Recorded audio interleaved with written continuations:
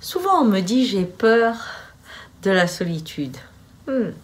La solitude est vraiment fait partie de l'homme. C'est comme un expire, si vous voulez. Une fois que j'ai pris de l'inspire, je reçois beaucoup de monde, je me remplis. J'ai besoin après d'expirer.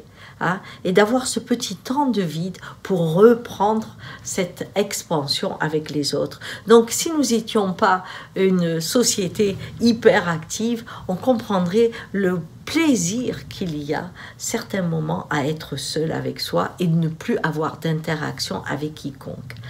Par contre, l'isolement est totalement différent. Pourquoi? Parce que la nature humaine, celui qui se sent libre, qui peut aller dans le mouvement, c'est celui qui sait créer du lien.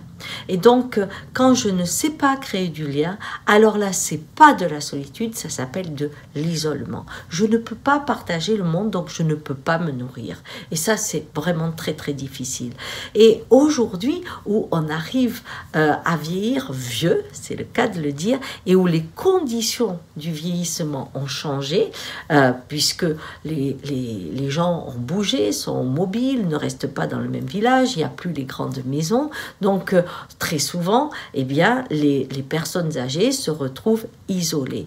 Et plus l'initiation de la vie vous amène à vieillir, moins vous avez des gens qui peuvent partager votre époque. Les chanteurs qu'on a connus, vos souvenirs, c'est-à-dire tout ce monde qui a disparu et que vous ne pouvez plus partager. Ça, c'est ce que j'appelle la médecine du dinosaure. C'est-à-dire, il est devenu le gardien d'un monde que lui seul connaît. Et ça, c'est extraordinaire parce que c'est une souffrance et ça demande d'être dans l'âme du conteur, et c'est ce que faisaient les Inuits, les Indiens, quand la personne devenait très âgée et qu'elle était en fait le survivant d'une époque, eh bien elle devenait le conteur de ce qui a été.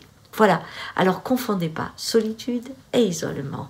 Vous verrez, si vous êtes capable de rentrer en lien, vous ne serez jamais seul, même à 90 ans.